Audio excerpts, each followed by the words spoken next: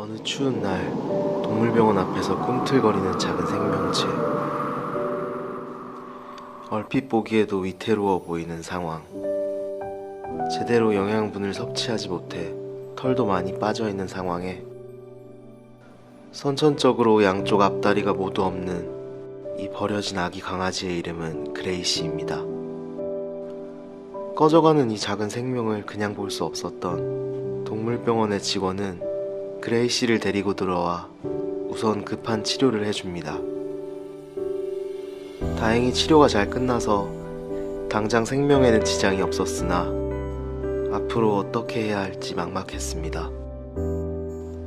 장애가 있어 새로운 주인을 만나는 일도 쉽지 않고, 새 주인을 만난다 하더라도 이 앞다리에 대해 어떤 조치가 없다면 그레이시가 점점 자라서 무게가 늘수록 뛸 때마다 땅에 가슴이 부딪히는 충격도 심해져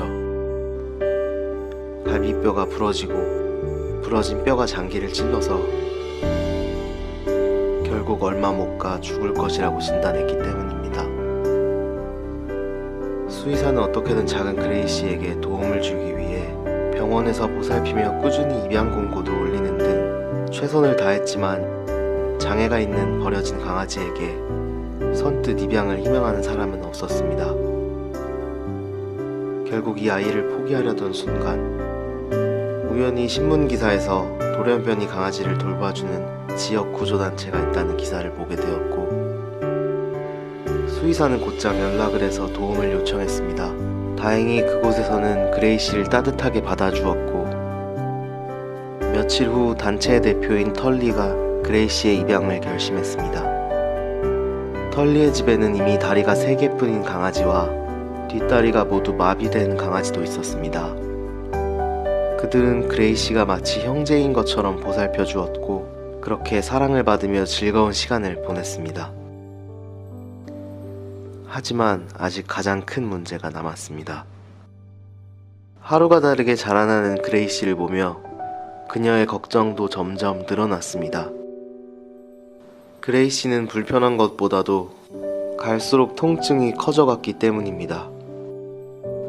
털리는 그런 그레이시에게 휠체어가 필요하다고 생각했지만 강아지를 위한 휠체어를 구하기가 쉽지 않았습니다.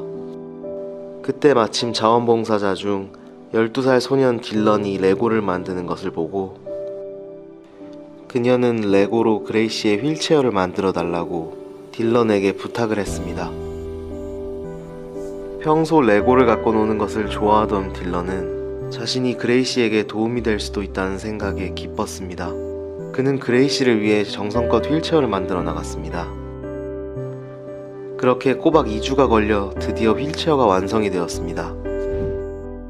처음에는 낯설어 했지만 금방 한 몸인 듯 편안해했고, 어느새 레고 휠체어를 탄 그레이시는 보호단체의 트레이드마크가 되었습니다. 녀석도 이런 고마움을 아는지 딜런을 보면 유독 해맑은 미소를 보인다고 합니다. 많은 사람들의 도움으로 장애를 극복해 나가며 행복한 삶을 얻게 된 그레이시. 더 이상 뒷발에만 의존해가며 딱딱한 땅에 부딪혀서 다치지 않고 이제는 편안하고 안전하게 휠체어와 함께 어디든지 힘껏 달릴 수 있게 되었다고 합니다.